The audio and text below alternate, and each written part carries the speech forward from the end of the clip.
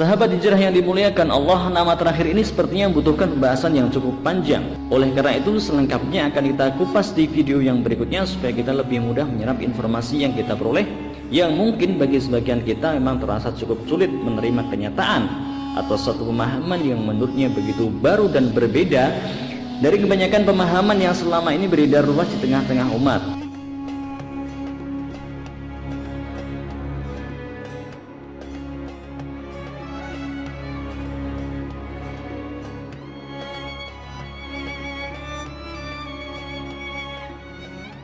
Assalamualaikum warahmatullahi wabarakatuh. Apa kabar sahabat hijrah semuanya?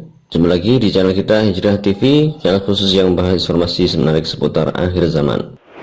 Sebelum kita lanjutkan pembahasan tentang nama Imam Mahdi, yaitu Ibrahim bin Muhammad, seperti biasanya bagi sahabat yang suka dengan konten-konten seperti ini dan selalu penasaran dengan beragam topik seputar akhir zaman dan baru bergabung di channel ini, saya persilahkan tekan dulu tombol subscribe-nya dan jangan lupa nyalakan loncengnya agar sahabat semua selalu mendapatkan berita menarik paling update dari channel Hijrah TV ini. Terima kasih, semoga video ini bermanfaat bagi sahabat semuanya. Amin ya rabbal alamin. Bismillah. Baiklah sahabat hijrah semuanya, langsung saja mari kita lanjutkan bahasan tentang nama Imam Mahdi adalah Ibrahim bin Muhammad. Sahabat semuanya mungkin sudah tidak begitu penasaran dengan hal ini, yaitu nama Imam Mahdi bukan Muhammad. Namun yang menjadi pertanyaan adalah kenapa bisa namanya bukan Muhammad? Maka dari itu mari kita simak terus video ini sampai selesai agar sahabat semuanya tidak gagal paham dan tidak bingung lagi. Sahabat hijrah yang dimuliakan Allah Subhanahu wa taala, pada 3 video sebelumnya kita telah mendapatkan beberapa kesimpulan. Yang pertama, bahwa ada kemungkinan nama Imam Mahdi bukan Muhammad bin Abdullah sebagaimana selama ini dijelaskan oleh para ustadz, tetapi justru sebaliknya namanya adalah Abdullah bin Muhammad. Kesimpulan yang kedua, nama Imam Mahdi sangat mungkin bukan Muhammad Qasim ataupun Abdullah.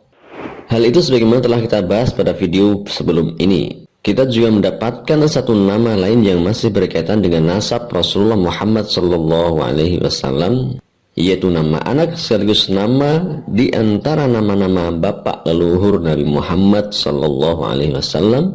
Ya, nama itu adalah Ibrahim. Sahabat hijrah yang dimuliakan Allah Subhanahu wa taala, dari ketiga nama yang telah kita sebutkan tadi, tinggal satu nama yang mungkin memiliki kaitan paling kuat antara nama itu dengan tanda-tanda kiamat atau peristiwa-peristiwa akhir zaman. Untuk itu mari kita simak terus pembahasannya dalam video berikut ini. Mari kita mengamati, menganalisa bagaimana nama terakhir ini bisa masuk dalam kemungkinan nama yang paling kuat untuk Imam Mahdi. Alasan pertama, Rasulullah Muhammad SAW menyebutkan bahwa namanya mirip dengan namaku, dan kemiripan itu telah kita jelaskan dalam video bagian kedua, sehingga nama yang kita peroleh adalah Abdullah bin Muhammad atau Abdullah bin Muhammad, di mana nama itu mengakhirkan nama Nabi dan mendahulukan nama putra Nabi. Namun, sebagaimana kita jelaskan, nama Abdullah sangat mungkin bukanlah nama yang dimaksudkan di dalam hadis, karena ada sosok lain yang bernama Abdullah di mana ia menjadi salah satu karakter di akhir zaman. Sebagaimana nama Qasim sangat mungkin bukanlah nama yang dimaksudkan dalam hadis tersebut, karena sebab yang telah kita jelaskan dalam video yang keempat. Maka disinilah tersisa nama putra terakhir Nabi Muhammad SAW yang lahir pada bulan Dzulhijjah tahun ke-8 Hijriah, tahun ke-8 setelah Rasulullah hijrah dari Makkah menuju Madinah. Putra beliau ini lahir dari rahim seorang perempuan yang mulia karena keislamannya. Nabi Muhammad SAW memberi nama buah hatinya dengan Maria Al-Qibtiyah binti Syama'un dengan nama Ibrahim. Sebab Rasulullah Muhammad SAW mengharapkan keberkahan dari bapak para nabi, Ibrahim Khalilullah. Sahabat hijrah yang dimuliakan Allah, mari kita perhatikan dengan seksama keterkaitan yang kuat antara nama Ibrahim putra Nabi dengan Ibrahim bapak para nabi. Yang pertama, alasan kedua, melihat perjalanan Rasulullah SAW dan para sahabatnya dalam menyebarluaskan Islam, dimulai dari Mekah, kemudian hijrah 2 kali, yang pertama ke Habasyah, lalu yang kedua ke Madinah. Sesungguhnya sunnah para nabi, para anbiya dalam mendakwahkan agama Allah adalah hijrah dari bumi Allah yang satu ke bumi Allah yang lainnya.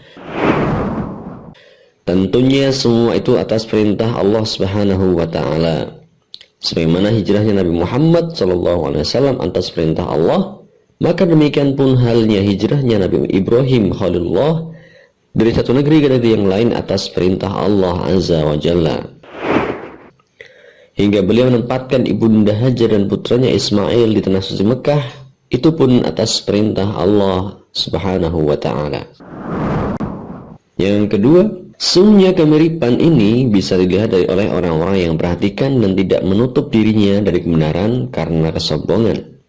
Ini bukanlah mencari-cari tahu hal-hal gaib di luar nalar atau kebiasaan sebagaimana dituduhkan sebagian kaum muslimin yang antipati dengan hal-hal yang berkaitan dengan kiamat dan tanda-tandanya.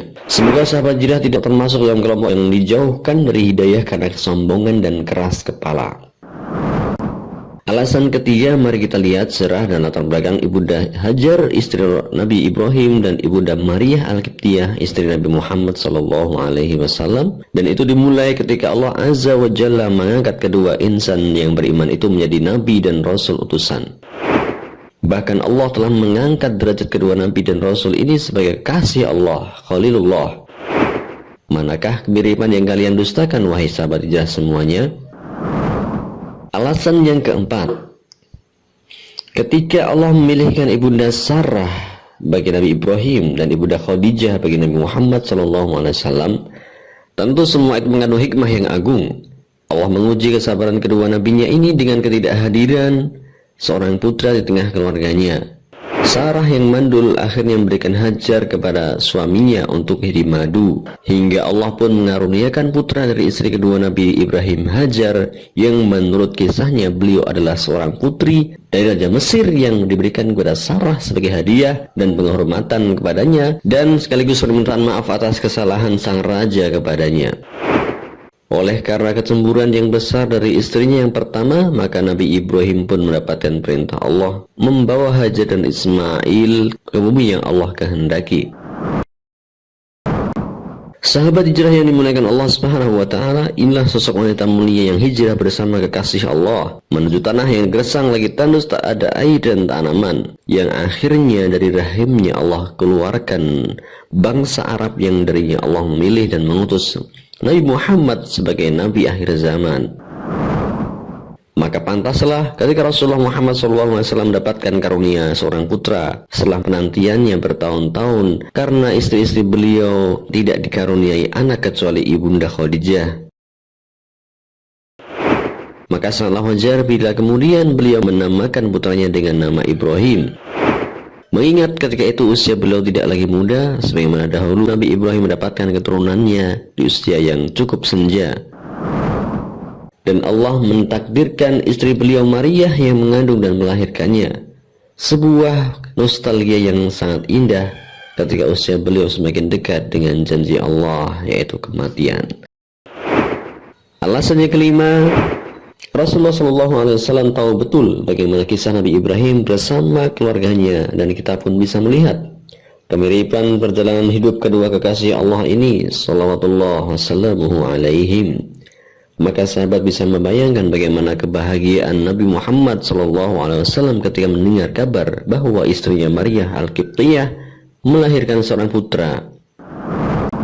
Ya, Maryah seorang perempuan mulia yang dahulu hidup di tengah kekuasaan Raja Mesir Muqawqis, yang kemudian harus hijrah meninggalkan negerinya sebagai hadiah dari sang raja bagi Rasulullah SAW. Sungguh kesabarannya kemudian Allah gantikan dengan kemuliaan yang tiada tara, menjadi seorang mukminah, seorang muslimah, dan kemudian bahkan beliaulah satu-satunya istri Nabi yang melahirkan anak laki-laki bagi Rasulullah Muhammad SAW sejak wafatnya ibunda Khadijah Al-Kubra. Tentu ini adalah kebahagiaan yang sangat diidam-idamkan seluruh umat Islam ketika itu. Maka alasannya keenam, bahwa kelahiran Ibrahim bin Muhammad putra Nabi SAW merupakan kebahagiaan seluruh kaum muslimin ketika itu, dan insya Allah kelahiran pemimpin akhir zaman Ibrahim bin Muhammad Al-Mahdi di akhir zaman, yang berarti kemunculannya dan pembaiatannya di Mekah merupakan kebahagiaan seluruh kaum muslimin di seluruh penjuru dunia hari ini. Alasan ketujuh, nama Ibrahim diabadikan Allah baik dalam ayat Al-Quran maupun dalam peribadatan umat Islam. Kita tahu bahwa rukun Islam yang kelima adalah haji, yang hampir keseluruhannya adalah meneladani kisah Nabi Ibrahim bersama istrinya Hajar dan putranya Ismail salawatullah wassalamuhu alaihim. Dan satu tanda yang membuktikan itu adalah Maqam Ibrahim, tempat di mana dahulu kala Nabi Ibrahim dan Ismail mendirikan kembali bangunan Ka'bah dengan perintah Allah. Dan di akhir zaman insya Allah Imam Mahdi yang memiliki nama Ibrahim bin Muhammad Al-Qurashi akan berdiri di depan Ka'bah untuk mendirikan kembali bangunan Islam bersama dengan keturunan Nabi Ibrahim dari istrinya yang lain. Dan ini sangat jelas dan mudah dimengerti bagi orang-orang yang mau memperhatikan. Jika mereka tidak juga mau mengakuinya, maka insya Allah kelak Allah akan menjadikan Baitullah Ka'bah, Hijr Ismail, Hajar Aswad dan Maqam Ibrahim sebagai saksi atas kebenaran ini. Wallahu ta'ala a'lam. Alasan ke-8, dalam hal penggunaannya nama Ibrahim berbeda dengan nama Al-Qasim. Nama Al-Qasim boleh digunakan, tetapi ada larangan untuk memanggil ayahnya dengan sebutan Abul Qasim atau bapaknya Qasim. Maka hal ini sebagaimana di dalam hadis yang telah lalu, namailah dengan namaku, tetapi janganlah menjulukinya dengan julukanku. Sesungguhnya aku adalah Abul Qasim yang akan membagi di antara kalian. Hadis riwayat Imam Muslim. Dari sini sahabat harus ingat bahwa nama Imam Mahdi tidak semestinya menggunakan kata Qasim atau Al-Qasim, sehingga tidak menimbulkan kerancuan dengan hadis di atas. Atau bisa dikatakan bahwa sangat mungkin nama Imam Mahdi bukanlah Qasim, apalagi Muhammad Qasim, karena kedua nama ini tidak sesuai dengan makna muwaqa'ah yang telah kita jelaskan. Adapun nama Ibrahim, maka ia boleh digunakan untuk memanggil selain Nabi Muhammad SAW, dan tidak ada batasan dalam penggunaan nama ini. Alasan ke-9, sejarah Nabi Ibrahim yang menumbangkan kesombongan Namrud yang mengaku di hadapan rakyatnya bahwa dirinya adalah Tuhan. Maka ini akan sangat mirip bila kita bandingkan dengan peran Imam Mahdi dan Nabi Isa yang akan menumbangkan kesombongan Dajjal, di mana Rasulullah mengabarkan bahwa kelak Dajjal juga akan mengaku di hadapan manusia bahwa dirinya adalah Tuhan. Sebagaimana dahulu Namrud mengagungkan dirinya, menamakan dan menyebut dirinya sebagai Tuhan. Sahabat yang dimakan Allah Subhanahu wa Ta'ala, dari urian kemiripan nama di atas nampaklah bahwa nama yang paling dekat dengan riwayat kehidupan Nabi Muhammad SAW adalah Ibrahim. Ibrahim adalah nama putra beliau sekaligus nama luhur beliau. Maka kita dapatkan pengertian namanya mirip dengan namaku dan nama ayahnya adalah nama ayahku seperti berikut ini. Namanya adalah Muhammad Ibrahim. Nama Muhammad diakhirkan sehingga menjadi Ibrahim bin Muhammad. Inilah nama Imam Mahdi yang sebenarnya menurut pemahaman hadis dan ayat Al-Quran. Adapun kebenaran nama itu haruslah dicocokkan dengan mencari sosok yang memiliki ciri-ciri fisik Imam Mahdi, sehingga terkumpullah ciri fisik dan namanya, sehingga orang itu kelak akan hijrah mengikuti jejak luhurnya untuk memakmurkan kembali Baitullah Ka'bah di Makkah dan Jazirah Arab yang hari ini dibuat sepi dari jemaah haji dan umrah. Wallahu ta'ala alam. Semoga uraian ini bermanfaat. Maka jangan salah lagi memilih dan mengikuti Imam Mahdi, karena kesempatan kita hanyalah satu kali saja.